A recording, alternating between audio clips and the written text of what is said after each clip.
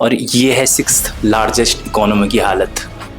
देखो अच्छे से देखो, ये स्कूल है, यहाँ हमारे बच्चे पढ़ रहे हैं। डर तो लगती है बारिश में कहीं छत वत गिर गया करके। या तो ये कर दो कि जो गरीब है उसकी नसबंदी करा दो ताकि उसके बच्चे ही पैदा ना हो। अपने स्कूल में नहीं पढ़ते हैं वो, तो ये बिल्डिंग भी स्कूल की नहीं है, ये कौन देगा इसका जवाब? कुछ समझ नहीं आता।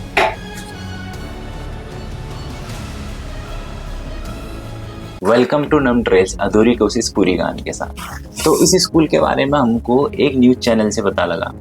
जब हमने न्यूज़ देखी तो मेरा काफ़ी टाइम से मन था कि मैं स्कूल्स के ऊपर कुछ वीडियो बनाऊं, बट मैं वो ग्राउंड रियलिटी वीडियो बहुत अलग तरीके से बनाना चाह रहा था। पर जब मैंने न्यूज़ देखी तो मुझे लगा कि शायद इसको भी कवर किया जा सकता है। तो मैंने वहाँ के ग्राम प्रधान को फ़ोन मिलाया, तो शायद उनके हस्बैंड ने फ़ोन उठाया, तो उन्होंने कहा कि हाँ आप आ जाइए, वीडियो बना सकते हैं। तो फिर हम गए।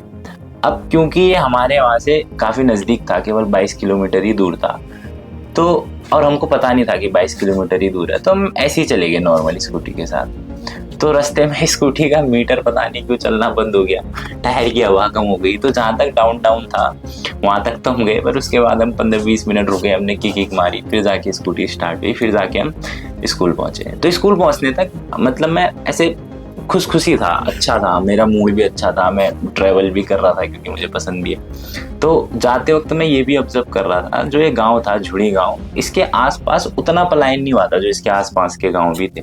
बट स्कूल पहुंचते ही लोगों से बात करते ही मेरा गुस्सा बिल्कुल फट गया। कितनी शर्मसार है हमारी शिक्षा व्यवस्था। ये जो दीवार देख रहे हो, ये स्कूल के पीछे की दीवार है और इसके आगे बच्चे पढ़ रहे हैं। और अगर ये देखोगे तो यहाँ से पानी भी आ रहा है और ये किसी भी समय ढह सकती है। तो अगर बच्चों को कुछ हुआ, शिक्षा में पढ़ते हुए अगर बच्चों को कुछ हो गया तो उसका जिम्मेदार कौन होगा? 2014 में इसका उच्चीकरण तो हो गया, हाई स्कूल तो बन गया, बट केवल पेपरों में उच्चीकरण हुआ है। अगर आप देखोगे तो ये वाली क्लास शिफ्ट कर दी गई है, इसके आगे जो क्लास है, यहाँ पर से जो क्लास है, यहाँ पर जो बच्चों की क्लास चल रही है वो भी ऐसे रिस्क में चल रही है कि अगर ये गिरेगी तो यहाँ ये पूरी गिरेगी। आप देख रहे होंगे, अभी विजुअल्स में भी आपको दिख पा रही होंगी।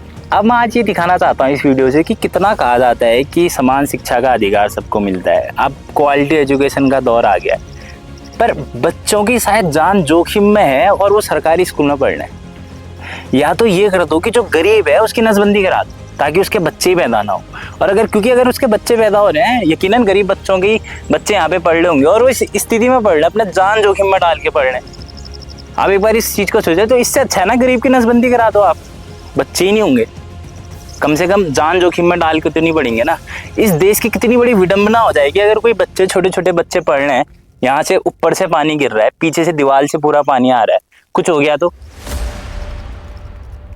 हर चीज में धांधली, हर चीज में बिल्कुल लापरवाही कब तक चलेगी, समझ नहीं आता है। और मैं चाहता हूँ कि मैं एग्रेसिव ना बोलूँ, थोड़ा सिनेमेटिक तरीके से बनाऊँ वीडियो, इस तरीके से बनाऊँ कि नेशनल के लोग देखें, सारी चीज देखें। बट कैसे बनाओगे यार, कैसे एग्रेसिव नहीं बोलोगे जब ये हालत दिखती है? या तो काम ही छोड़ दो। और ये जो आगे का हिस्सा है इसको भी देखोगे आप तो ये पूरी बदहाल हालत में है। ये पूरा देख के ही पता लग रहा है कि पूरा पानी रिश्ता होगा जब यहाँ तेज बारिश आती होगी, और अगर अंदर को आ जाएगा। और अगर इसी में देखोगे तो ये कार्यालय है, और जो कार्यालय का ये पार्ट है, ये देखोगे अगर गौर से दिखाओ, मैं तुम वीडियो में दिखा दूंगा। ये जो पार्ट है ये नीचे को आ गया है वहां की अपेक्षा, अगर आप देखोगे तो, है ना। तो यार इसमें कोई सेफ नहीं है इसमें, और ये चीजें 2014 से चल रही है। कौन देगा इसका जवाब? कुछ समझ नहीं आता कि कब तक ऐसे ही चलता रहेगा और बच्चे मन लगा के पढ़ रहे हैं अंदर। और कुछ तो अच्छा हो रहा है, चलो अगर लोग कहेंगे नेगेटिव दिखा रहे तो अच्छा ही हो रहा है कि डिजिटल बोर्ड लगा है जिसमें बच्चे पढ़ रहे हैं।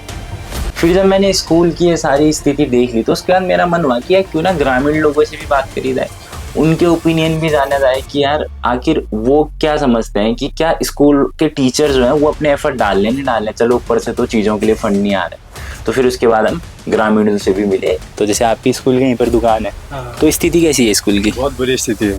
बहुत बुरी स्थिति, बहुत बुरी स्थिति है। जैसे क्या क्या दिक्कतें आती है पहले तो बताइए कि क्या टीचर लोग बढ़िया तरीके से पढ़ाते हैं? टीचर स्टाफ पूरा बहुत बढ़िया है, बाकी पीपीसी की दीवार पूरी ढहने वाली।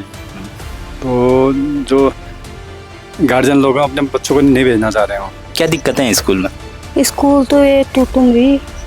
अच्छा, टूट रहा है। तो आप लोगों ने उसके अलावा कोई दिक्कत है पहले तो ये बताइए, टूटने के अलावा? पढ़ाई में तो ठीक ही है, खैर पढ़ाई तो हो ही रही है। और टूट रहा है तो फिर आप ग्रामीण लोगों ने क्या किया उसके लिए?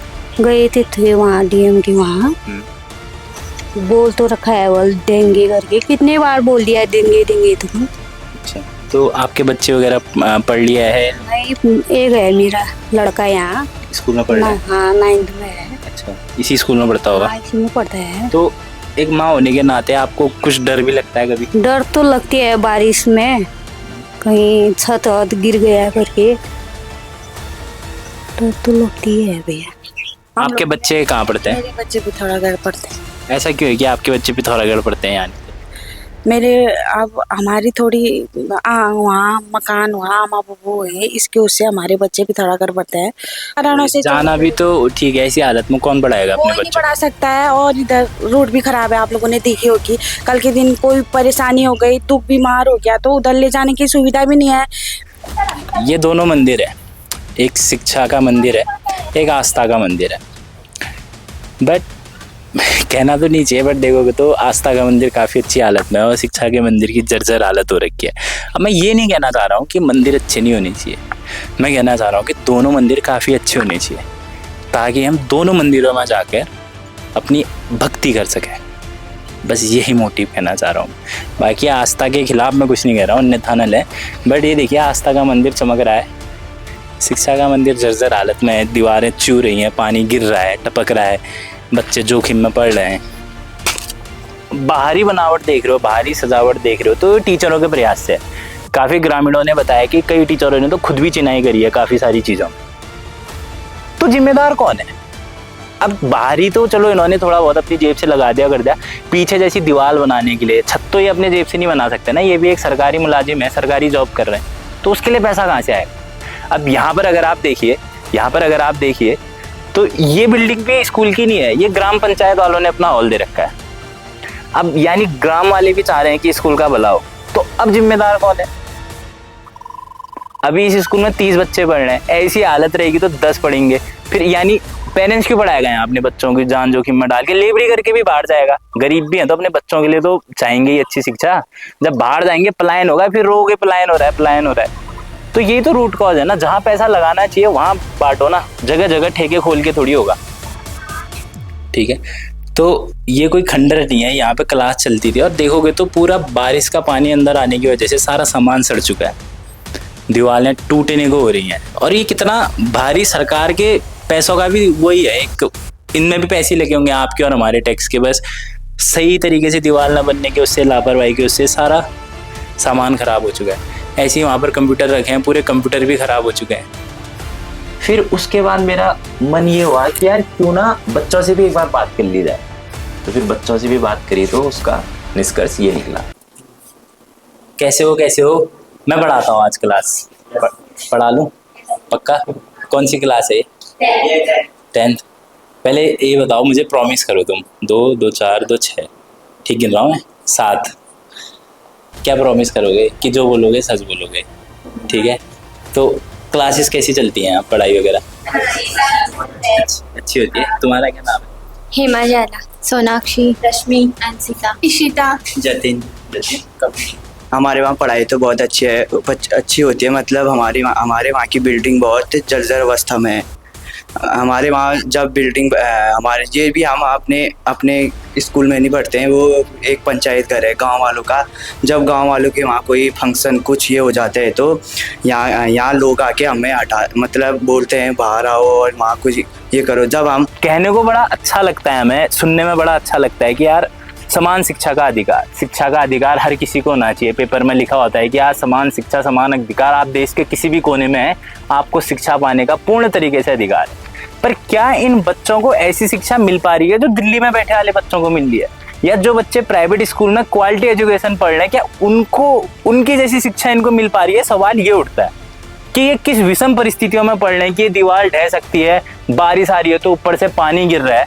ये बस सोचिए आप, आखिर ये पैसा कमा के कहाँ जाएंगे? 2 नंबर का पैसा कमा के। ये इंडिया के उत्तराखंड के एक छोटे से गांव के स्कूल की हालत है और यही हालत तमाम गांव के स्कूलों की है। फिर आप बोलते रहिए देश का विकास, क्यों हम साइंटिफिक टेम्परामेंट डेवलप नहीं कर पा रहे हैं, और ये है 6th लार्जेस्ट इकोनॉमी की हालत। देखो अच्छे से देखो, ये स्कूल है, यहाँ हमारे बच्चे पढ़ रहे हैं, गरीब तबके के बच्चे पढ़ रहे हैं। और ये भी स्कूल का नहीं है, ये भी ग्राम पंचायत पे दे रखा है, उनका पंचायत का हॉल है ये। इसकी भी ये हालत है।